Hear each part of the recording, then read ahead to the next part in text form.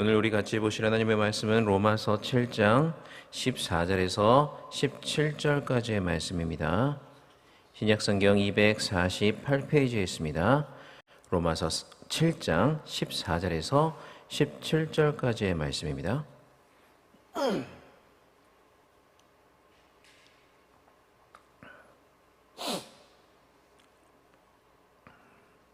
다 찾으신 줄로 알고 한 목소리로 같이 읽겠습니다. 우리가 율법은 신령한 줄 알거니와 나는 육신에 속하여 죄 아래 팔렸도다. 내가 행하는 것을 내가 알지 못하노니 곧 내가 원하는 것은 행하지 아니하고 도리어 미워하는 것을 행함이라. 만일 내가 원하지 아니하는 그것을 행하면 내가 이로써 율법이 선한 것을 시인하노니 이제는 그것을 행하는 자가 내가 아니요 내 속에 거하는 죄니라. 아멘.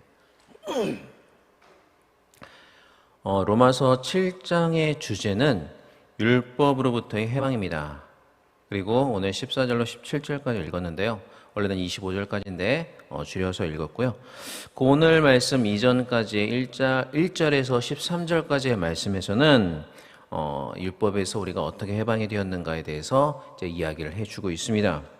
그러니까 율법 자체는 선한 것인데 그것이 인간의 죄성과 반역성을 해결할 수 있는 능력이 없기 때문에 그 선한 율법이 오히려 사람을 죄와 연관을 시킨다라고 말씀을 드렸죠.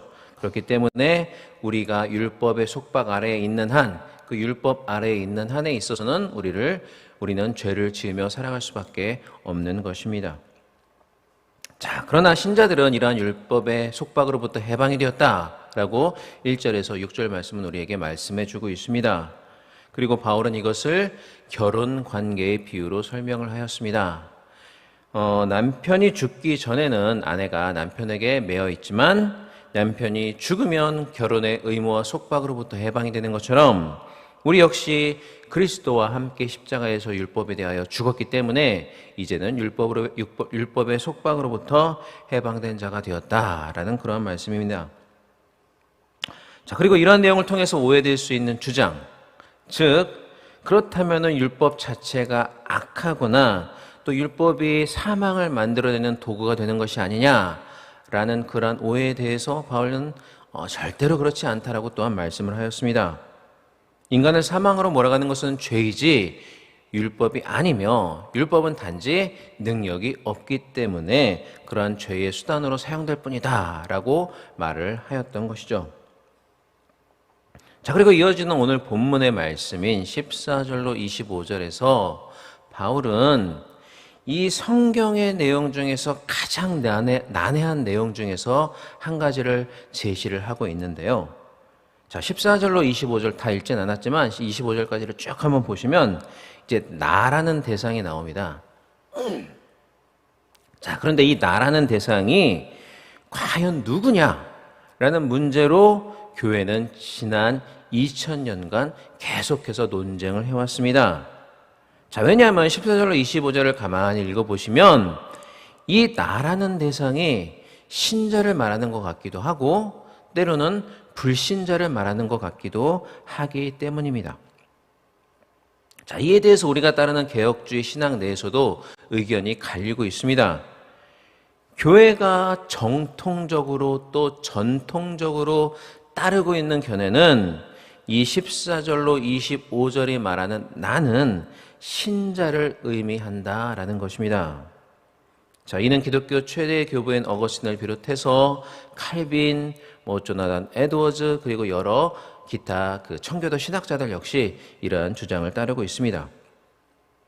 자, 그런데 이 본문에 나오는 나가 불신자라고 그렇게 주장하는 견해 또한 만만치 않으며 심지어는 제가 이제 총신신학원을 다닐 때 저를 가르쳐 주셨던 교수님 역시 본문에 나는 불신자다라고 말씀을 하시기도 하십니다.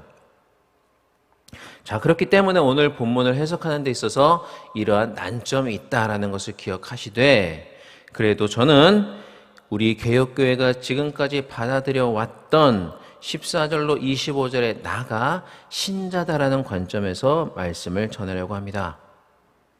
자, 그렇지만 이 두 견해, 신자냐 불신자냐를 주장하는 견해가 각각 왜 그렇게 주장을 하는지에 대해서 먼저 간략히 설명을 드리고 싶습니다.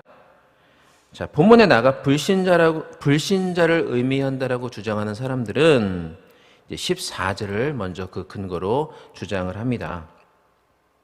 14절 마지막에 보시면 이 나라는 사람은 죄 아래에 팔린 사람이라고 말씀을 하고 있습니다.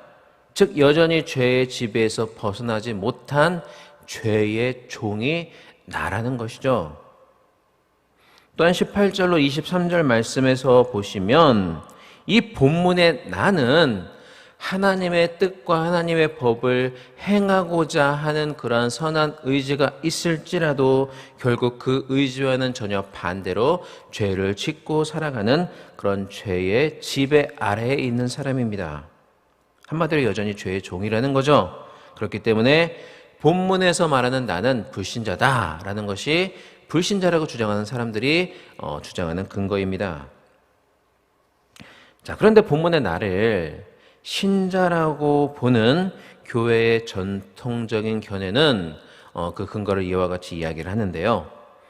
자, 먼저 본문의 나에게는 18절 보시면 18절의 말씀처럼 하나님의 뜻을 행하고자 하는 그런 강력한 원함이 그 안에 있습니다.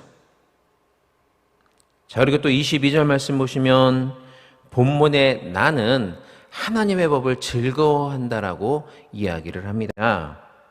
거듭나지 않은 불신자가 하나님의 뜻을 행하고자 하는 그런 간절한 원함이 있거나 혹은 하나님의 법을 즐거워할 수는 없는 것입니다. 오로지 신자들만 그렇게 할 수 있는 것이기 때문에 본문의 나는 불신자일 수가 없다라는 것입니다. 이에 대해서 어떤 학자들은 자, 불신자들 가운데도 선하고 양심 있게 살아가는 사람들이 있지 않느냐?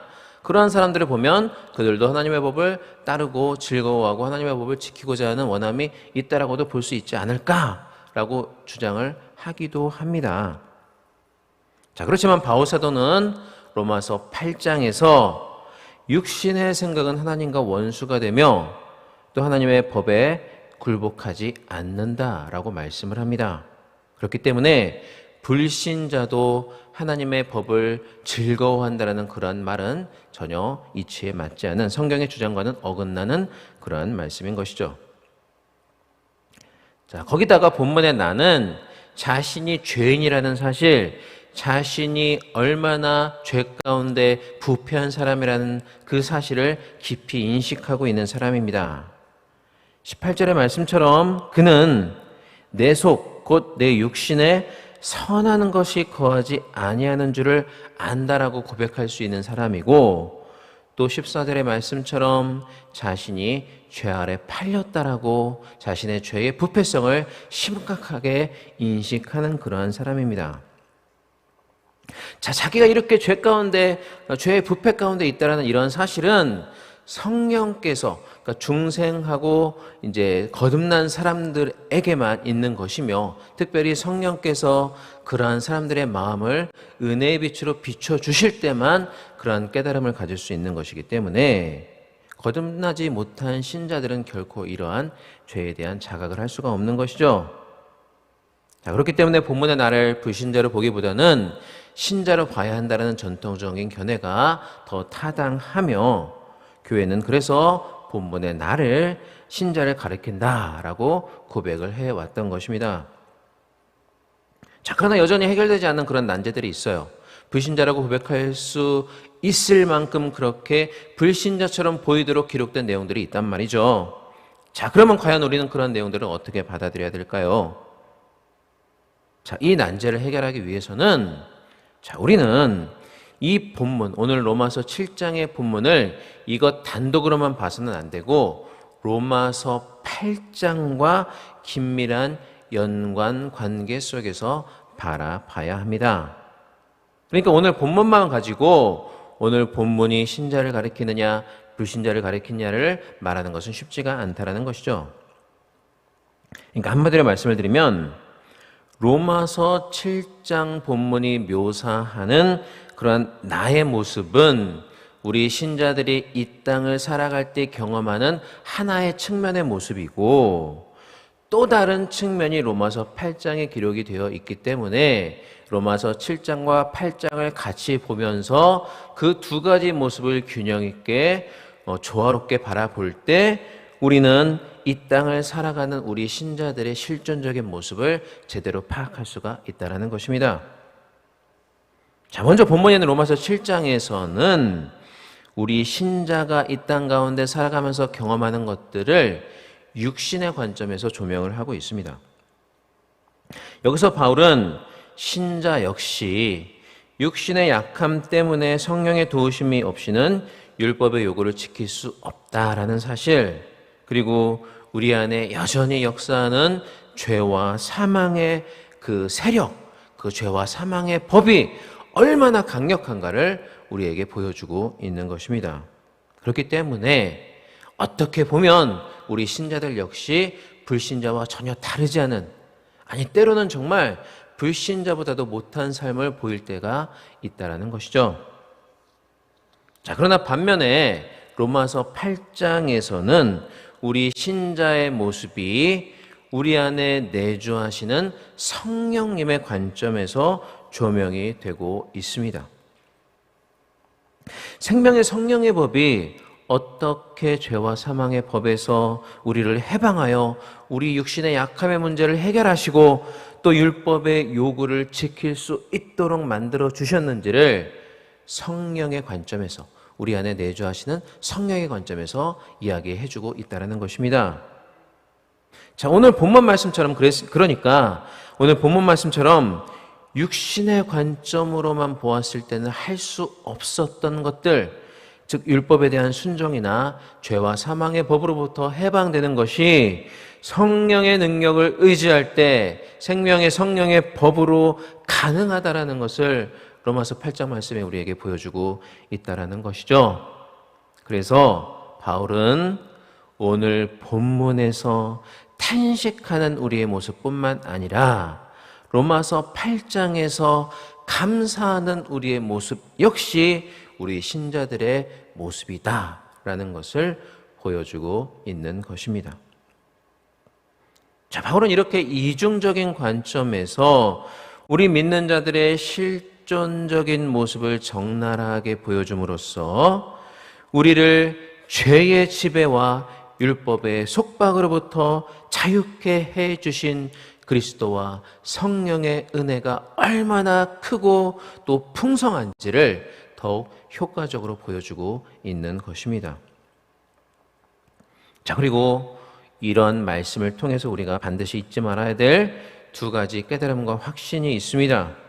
첫 번째로 로마서 7장은 믿는 자들 안에서도 여전히 죄와 사망의 법이 역사하고 있기 때문에 내 힘만 의지하면 쓰러질 수밖에 없고 하나님의 법대로 살 수 없다라는 그러한 깨달음, 즉 한마디로 우리의 연약성과 무능함에 대한 깨달음을 주고 있습니다. 그러나 둘째로 로마서 8장은 비록 우리는 연약하지만 우리 안에 거하시는 내주하시는 성령으로 말미암아 우리는 넉넉히 승리할 수가 있다는 것을 동시에 보여주고 있는 것입니다. 그러므로 우리는 이 두 가지의 균형을 결코 잊어서는 안 됩니다.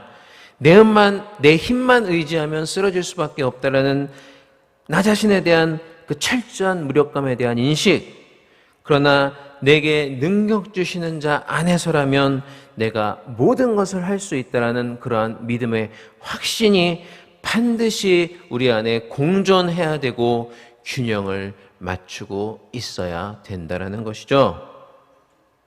자, 누군가는 자신의 약점은 뼈저리게 절감하지만 우리를 승리하게 하시는 주님의 능력, 우리 안에 내주하시는 성령의 능력을 온전히 신뢰하지 못해서 낙담하고 절망하는 자들이 있습니다. 또한 반대로 누군가는 나는 모든 것을 할 수 있다라는 그러한 생각에 사로잡힌 나머지 실제적으로 성령을 의지하기보다는 나 자신의 힘과 능력을 의지하다가 또 쓰라린 패배를 맛보는 그러한 경험하는 신자들도 적지가 않습니다. 그러므로 우리는 이 두 가지를 균형 있게 잘 붙잡아야 됩니다. 그래서 한편으로는 철저하게 겸손한 모습으로 우리의 무능을 자각하여 주님을 간절히 붙잡아야 되고요. 또 다른 한편으로는 그 힘을 의지하여 주님이 기뻐하시는 아름다운 열매, 극상품 포도나무의 열매를 맺는 삶을 살아야 한다는 것입니다. 사랑하는 여러분, 자, 비록 우리의 삶은 우리 자신만 바라보면 오호라 나는 곤고한 사람이로다 라고 탄식할 수밖에 없는 그러한 삶입니다. 그렇지만 우리 안에 내주하시는 성령을 바라보면 그런즉 그리스도 예수 안에 있는 자에게는 결코 정죄함이 없나니라며 외치면서 감사할 수 있는 삶이기도 합니다. 우리가 이 땅 가운데 살아가면서 오호라 나는 곤고한 사람이로다라고 탄식하는 것은 결코 없어지지 않을 것입니다. 우리는 죽을 때까지 이러한 탄식을 지속하며 살아갈 것입니다. 그렇지만 이러한 탄식이 있기 때문에 우리는 더 큰 감사를 하나님 앞에 드릴 수가 있고 주님의 은혜에 더 크게 감격할 수가 있는 것입니다. 자, 이렇게 우리 믿는 자들의 삶은 탄식과 감사가 공존하는 그러한 삶이라는 것을 우리는 알아야 됩니다. 그리고 이렇게 탄식과 감사가 공존하는 삶 가운데 주님의 은혜가 더욱 우리에게 크게 다가오게 될 것입니다. 우리를 결코 탄식 가운데 내버려 두지 아니하시고 감사의 삶으로 인도해 주신 그 주님의 은혜와 또 감사함을 깊이 깨닫고 탄식 가운데 결코 주저앉지 않고 다시 일어나 감사의 자리, 축복의 자리로 나아가시는 그러한 여러분이 될 수 있기를 주님의 이름으로 간절히 축원합니다. 예, 기도하겠습니다. 하나님 아버지 감사를 드립니다. 우리의 고단한 몸을 깨우시고 이 새벽에 하나님 앞에 나와서 예배드리며 또 온라인을 통해서 유튜브를 통해서 같이 동참하며 하나님 앞에 예배드리고 예배단을 쌓는 우리 귀한 성도들 정말 이 자리에 참석할 수 있도록 함께 인도하여 주심을 진심으로 감사를 드립니다. 또한 말씀을 통해서 우리에게 은혜를 주심에 감사를 드립니다. 우리의 삶은 여전히 죄의 영향력 아래서 탄식할 수밖에 없는 삶이지만 동시에 우리와 함께 하시는 성령으로 인하여 감사할 수 있는 은혜의 삶이기도 하는 것입니다. 사랑하는 주님, 이러한 탄식과 감사가 공존하는 삶 가운데 우리는 주님의 크고 놀라운 은혜를 깨달을 수가 있습니다. 하늘을 두루마리 삼고 바다를 먹물 삼아도 결코 다 기록할 수 없는 그 놀라운 은혜에 늘 감사하고 감격하며 살아갈 수 있는 그러한 우리가 될 수 있도록 주님 함께하여 주시옵소서. 또 하나님 아버지, 이 자리에 나올 때 빈손으로 나오지 아니하고 귀한 예물 드린 믿음의 권속도 있습니다. 여러 제목으로 드린 귀한 예물들을 주님 기뻐 받아주시고 천배만배의 축복으로 갚아주시며 하늘 곳간을 열어서 할 것이 없도록 부어주시는 놀라운 축복과 은혜를 경험하는 삶을 살게 하여 주시옵소서. 또한 귀한 예물들이 쓰이는 곳마다 주님의 영광만이 온전히 드러날 수 있도록 주님께서 예물을 더욱더 축복하여 주시옵소서. 우리 주 예수 그리스도의 이름으로 간절히 기도하옵나이다. 아멘. 하늘에 계신 우리 아버지여, 이름으로 기억의 매일 받으시오며 나라의 마옵시며 뜻이 하늘에서 이루어진 것 같이 땅에서도 이루어지이다. 오늘날 우리에게 일용할 양식을 주옵시고 우리가 우리에게 죄 지은 자를 사하여 준 것 같이 우리 죄를 사하여 주옵시고 우리를 시험에 들게 하지 마옵시고 다만 악에서 구하옵소서. 대개 나라와 권세와 영광이 아버지께 영원히 있사옵나이다. 아멘. 자, 이 시간 다 같이 기도하겠습니다. 먼저 교회와 우리 담임 목사님을 위해서 기도해 주시기를 바랍니다. 특별히 오늘 예배 가운데 능력의 말씀 선포하실 수 있도록 성령께서 특별히 함께해 주시기를 위해서 기도해 주시기를 바랍니다. 그리고 특별히 오늘 추모 예배, 또 전몰장방 추모 예배와 또 본 감사 예배가 있습니다. 예배 가운데 함께해 주시기를 위해서 또 기도해 주시고요. 그리고 약속의 말씀과 5가지 기도 제목을 놓고 기도하시고 또한 우리에게 주신 말씀을 붙잡고 기도하시기를 바랍니다. 다 같이 기도하겠습니다. 사랑과 은혜가 많으신 우리 하나님 아버지, 은혜와 사랑을 진심으로 감사를 드립니다.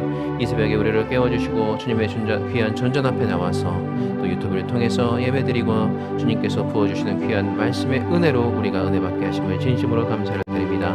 또한 하나님 아버지, 이 시간 우리가 우리 담임 목사님과 또 교회를 위해서 같이 협력하여 기도할 수 있는 은혜의 시간을 허락하심을 진심으로 감사를 드립니다. 하나님 아버지, 우리 담임 목사님 붙잡아 주시고 오늘도 연찬의 귀한 말씀을 선포하실 때에 성령께서 능력으로 붙잡아 주시고 귀한 말씀 선포하실 수 있도록 준비하신 모든 귀한 말씀들이 믿는 성도들 가운데 좋은 열매로 씨앗이 뿌려질 수 있는 은혜가 있을 수 있도록 주님 함께하여 주시옵고, 특별히 오늘 오후 4시에 있을 추모 예배와 또 정말정명 추모 예배와 또 하나님 아버지 보훈 예배를 주님께서 기뻐 받아 주시며 모든 순서마다 주님께서 함께해 주시고 인도하여 주시옵소서. 이 전에서 기도한 우리 성도들의 기도를 주님께서 흠양하여 주시고 기뻐 받아 주시고, 하나님께서 모든 기도의 제목들을 다 하시오니 다 일일이 주님께서 들어주시고 책임져 주시옵소서.